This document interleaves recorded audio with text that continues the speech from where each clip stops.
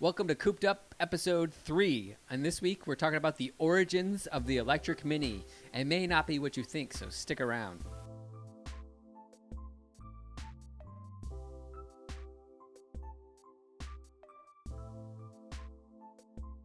So my name is Nick, and I run the YouTube channel called The Mini Vlog, where I just kind of document what it's like to live with minis. I've got 2 of them, and you can see me there and on Instagram as The Mini Vlog as well. And with me is another awesome creator, Ethan. Ethan, tell us about yourself. Hey, my name is Ethan, and I have the channel Car Creations, and you can check that out on YouTube. Just search Car Creations, and on Instagram, search Car Creations YT. Nice. Yeah, and if you haven't subscribed to him already, please do so. He's got 1,000 subscribers special, and we're so close, and he won't even tell me what's going on in that special, and I really want to find out. So go subscribe to him if you haven't, so we can get to that special that will be out soon, hopefully. For the main story, we're going to talk about the Mini Cooper Electric, and if you've seen some of the articles out there lately, you'll see that the Mini Cooper Electric is predicted to count for 8% of Mini U.S. sales this year. It was 4% in its first year, which is pretty good considering it's a brand new car. Wow. So they're expecting it to be double this year, 8%. So we're getting close to double digits as a percentage of total U.S. sales. Again, this is U.S. only. So it exceeded their expectations, and they sold more than they anticipated. So it's a really good start to the electric Mini. And so what I want to talk about is where did this electric Mini come from? Because many of you die-hard Mini enthusiasts will know that this is not the first electric Mini. This is the second electric Mini. The first one was the Mini E, which was announced in 2008 and was released in 2009. And the story about the Mini E was that you could lease one of the roughly 450 in the U.S. There's about 600, a little over 600 in total in the world. But you could lease one of these for 1 year at the cost of about $850, which was a little pricey. I remember I was just graduating college in 2009, and I saw these come out. And that was a little too expensive for my first job out of college, so I wasn't able to put my name in the ring for Mini E back then. But with that $850-ish, you got the car for 1 year, and it came with the charging unit that you'd have installed in your house to charge it at your house. The participants of this program that got accepted to this program had to kind of fill out surveys periodically about how they were using the car, and then also bring it in for inspection about every 3 months just to keep an eye on things and make sure everything was structurally sound, because this car did weigh a little over 600 pounds more than the regular Mini with all those batteries and electronics in there. So it was a heavy little car considering. No kidding, eh? Yeah. And as a result, the back seats, there were no back seats. The new electric Mini that we have now, which we'll talk about in another episode one day, but today we're just talking about how we got to there.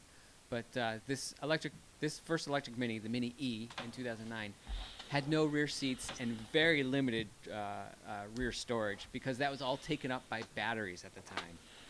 It had a 35 kilowatt hour battery, which basically took up the entire rear. And yeah, it's pretty big. The best shot of that we have that you could see is probably from an episode of Jay Leno's Garage, where he's going over the car with some of the engineers. And as you can see here, yeah, the back is just one giant battery.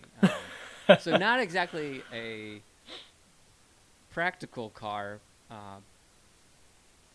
Not exactly a practical car by any means, but it was really offered as a test bed for BMW to learn some details about how electric cars would be used by regular consumers, and it was officially known as Project I. And does that sound familiar? Project I, where the I name, yeah, it's because that's what they used to learn about how to build the i3 and i8. So they took. So i3 and i8 came from the Mini then? Correct. pretty The much. i3, yeah, the i3 and i8. Now, not necessarily the technology, but a lot of the information about how drivers would use the Okay. car came from this study. So they used that to really determine what the i3 and i8 needed to be and how they needed to work and stuff like that.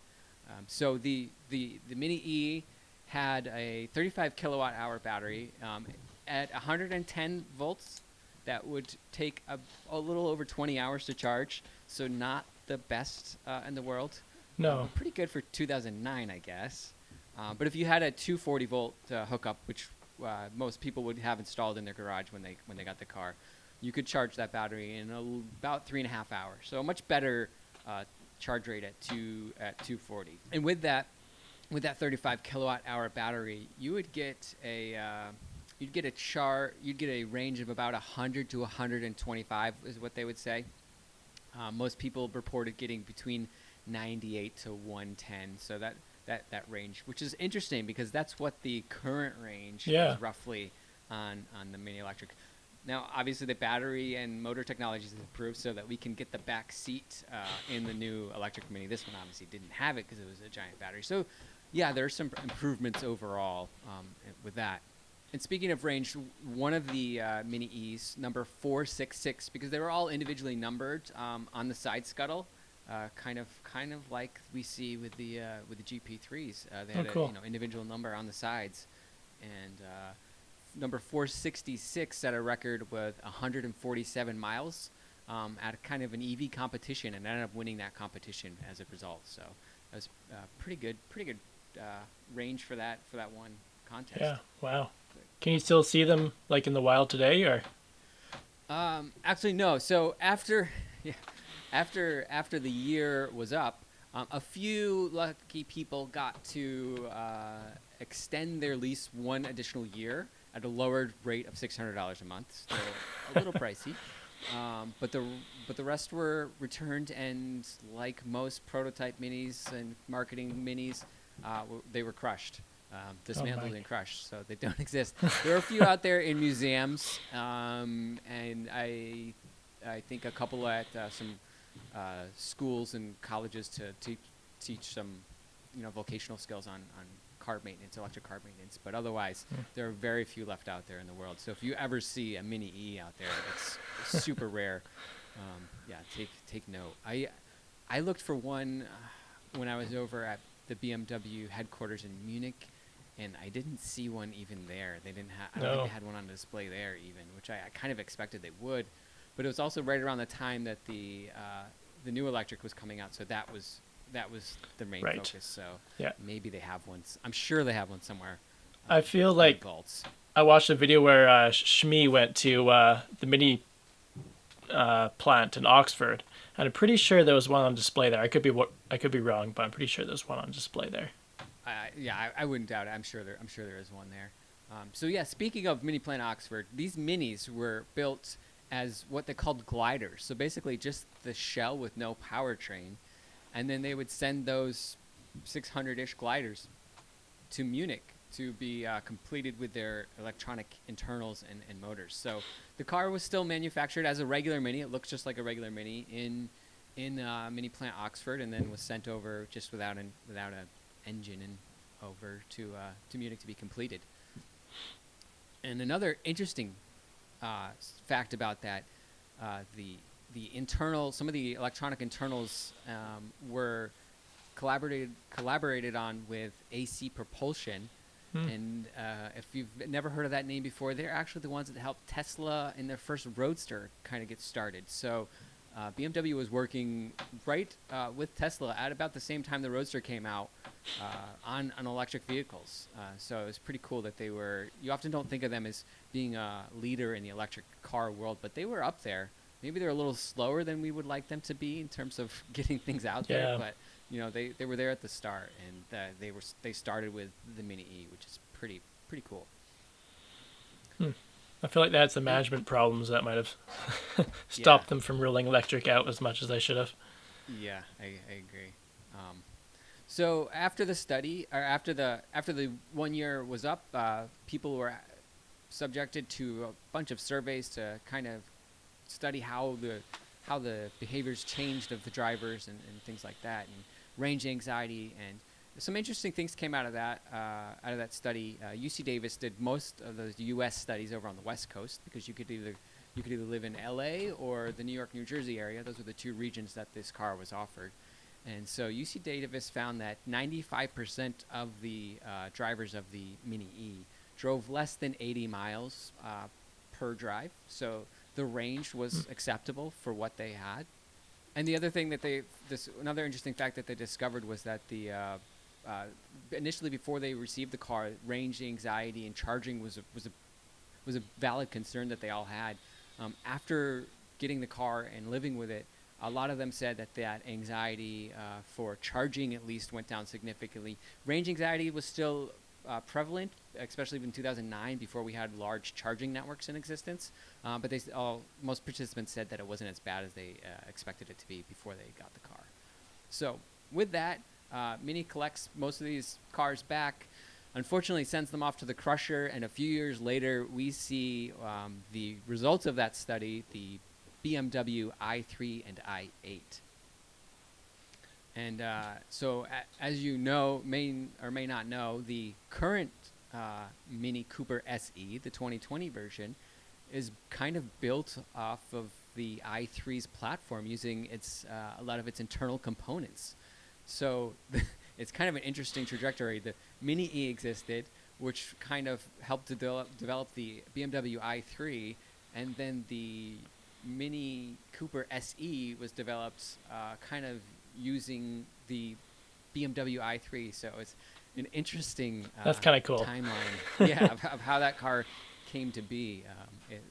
It's a little disappointing that it kind of existed 10 years ago, and then it was gone for 10 years, and it took 10 years to come back. Yeah, like they could have done it back then with all the technology they had, but yeah, why couldn't it have come out at the same time as the i3 came out in roughly 2012? But that's for people that get paid more than us to decide. So yep, I couldn't answer that. So yeah, that's all we're gonna go over on the story for this at this point. We're not gonna go into the 2020 Mini Cooper SE today. We'll do that. We'll save that for another episode in the future. But yeah, just an interesting story about how the first Mini Cooper actually came out in 2009 and existed for a good 2 years before it was sent to the crusher. It almost follows a little bit of the story of the GM, what is it? TV one. That's it. Yeah. Okay. There's a documentary. I'll find it after, and I'll tell you about it. That's cool. But yeah, it's kind of similar to the story of the General Motors EV1. However, in the General Motors story, they kind of just stole the cars back from the rightful owners, whereas Mini made it clear that this was a 1-year lease program for a study, and the cars would be taken back after. So a little more ethical, just a little bit. Yeah. So yeah, that's the story for this week. Now we're going to move on to some of the news. So Ethan, what do we have for the news this week? All right, so there isn't a ton of news. However, what we do have is quite interesting. So just going to start off with first things first. We got new official GP rims from Mini, which is super cool, especially for GP3 owners. Yes. So it's actually not just a rim either. It's a rim tire combo. So the tire is a Hankook Winter Icept Evo 2 tires, which are, I believe they're 18-inch, which is 1 inch smaller than the normal Summers that they have on it. And then they're also 30 millimeters narrower. So it gives it a little more of a rally look, as you can see some of the photos there. You can definitely tell it's a narrower tire from the pictures here. It kind of looks kind of cool, I think. You should get it. At least in the winter scene. Yeah. So I have there to a local tire shop near me, which is Canadian Tire. People in Canada will know that company quite well. So it looks like they didn't actually work on the tire with Hankook. It looks like they just took one of their winter tires and incorporated it, which is I guess, a cheap way of doing it. I was a bit surprised that they're releasing it now, as winter seems to be coming to an end soon for most people. But Yeah, I would agree. I would have loved this 4 months ago. yeah, exactly 'Cause, right. yeah.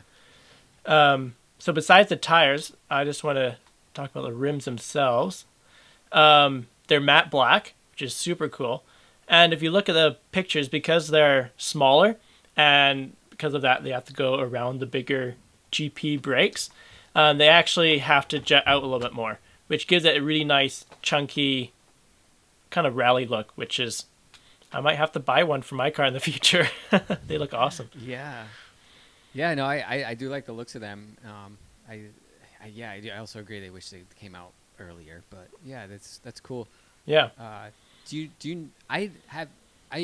was talking with Minnie earlier about the tires themselves. Yeah. But I didn't ask about the rims. Do you know anything about the price of the rims at this point? I don't think I've seen that anywhere yet. No, I spent some time looking for that and couldn't find anything. Yeah. That's why I brought up that one site, Canadian Tire, just so people would see what the tires themselves could be, and then I presume rims are going to be another probably $300, knowing Mini on top of that. Canadian. Yeah, actually, I think. I can tell you do we want to announce the exact price? I have the exact price from Mini in my there we go. $175.61 per tire. Not including installation and balancing. Yeah. Okay. I guess there was. I guess there's no thing about them being rare. So. Okay. But still, that's a lot cheaper. Wait, hold on. Here Oh, it is is. Although I think stock is pretty limited. That's all I got. Okay. So, possibly rare. Possibly, yes. Possibly rare. And in the U.S. for U.S. prices, they are for the tires. I don't have the rims, but the tires are $175 per tire. So. Okay. But yeah, cool winter tires. I'm excited to see some GPs with them. Yeah. Day. Yeah. Exactly. I think I'm gonna hold off myself and get them track ones for the summer because this winter's on the way out here. Yeah, and plus you have a winter car anyway, so. Yeah, I do. Fortunately. Yeah. So that was that news story, and then the other news story was just two Car of the Year awards for the new Mini, so the LCI 2, and they got Best Small Car Interior, which the judges said among small cars, Mini's unequaled for interior quality, which is quite true, and plush materials everywhere you look. So that's good to know. And then also the best convertible for value. And they said one of the most affordable drop tops you can buy, but crucially it feels every inch the premium product. So basically both of them are nice premium Mini feeling, which we both know, but yeah, I would agree with all those. I think they should win more awards, but yeah.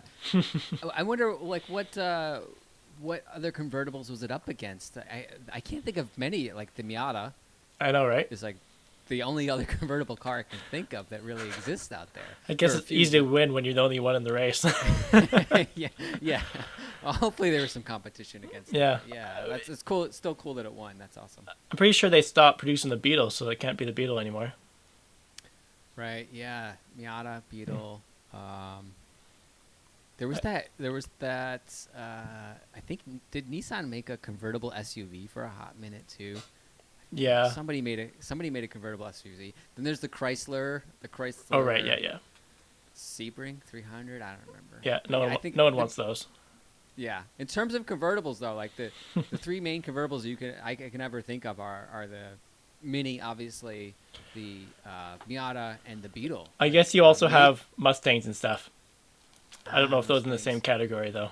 Yeah, that's not a small car. Yeah, that's true. Back in the early '90s, Volkswagens Rabbits, I think, were convertibles. Yeah.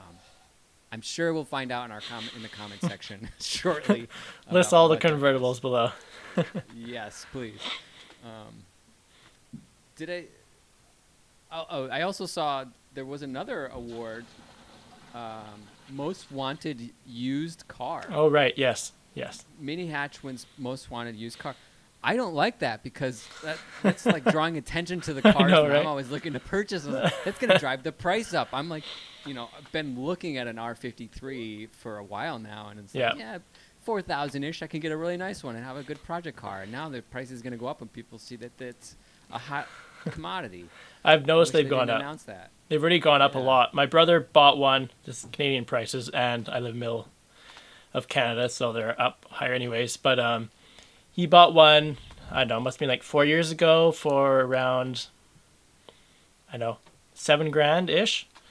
And it was just a R56 Cooper S, or not Cooper S even, it's just a Cooper.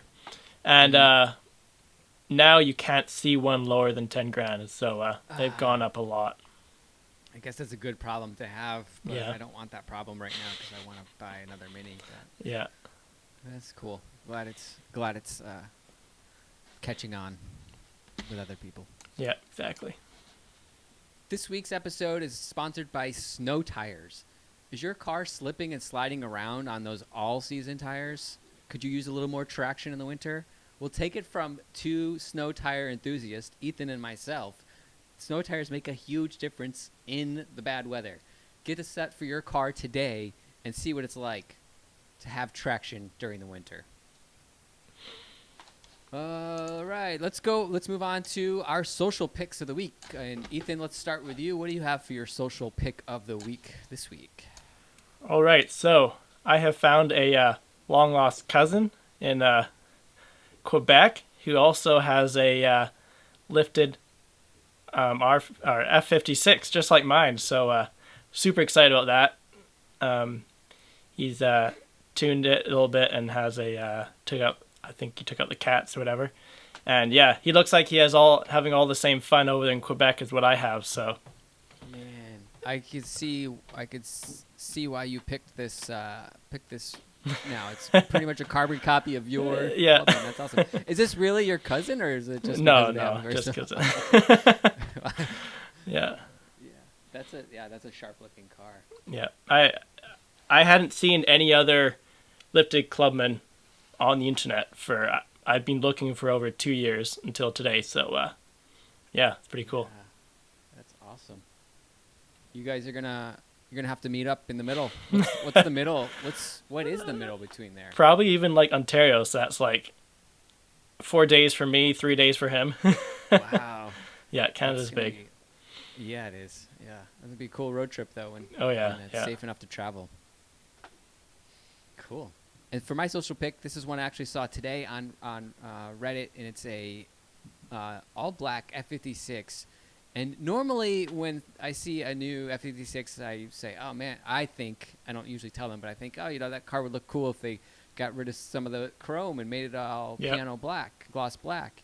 And I think this would look really awesome, and I do want to see an all black F56. So if you've seen one out there, somebody's made themselves, let us know down below. But I think this one is one of the few exceptions where I go, this looks good with the chrome as well. Yeah, no, I agree. Again, I'd love to see it in black, but the chrome I think looks pretty good in this one. And so yeah, it's not many mini models I say this looks good with chrome. I think they should keep it, but yeah. So congrats to this proud new member of the Mini family and their really sharp looking F56. I think it's going to look good no matter which direction they go, whether they leave it with chrome or they murder it out, as they say, and replace all that chrome with black piano black trim. So yeah, that's our social picks for the week, and that's going to be it for this episode. But before we leave you, we're going to tell you what's coming up this week on our channels. So Ethan, what do you got coming up this week? All right, so on my channel, I have coming up a super cool video where I go and actually uncover my Mini JCW and see if it is able to survive our minus 35 to 40 degree temperatures and it being covered in a good 3 to 4 feet of snow. So you can find that on Car Creations on YouTube and then also Instagram at Car Creations YT. And yeah, remember, folks, we got to get Car Creations up to 1,000 subscribers soon. He's very close, and once we get to that 1,000, he's got a special video he's going to release. So go check it out if you haven't already. Definitely subscribe. And yeah, so for me, we're going to be discussing the 2022 Mini Cooper and its refresh. So that's what's going to be on my channel this week. And you can find that on YouTube as the mini vlog, and as well on Instagram as the mini vlog. So go ahead and check that out, where I just post stuff about life with minis. And that's going to be it for this one.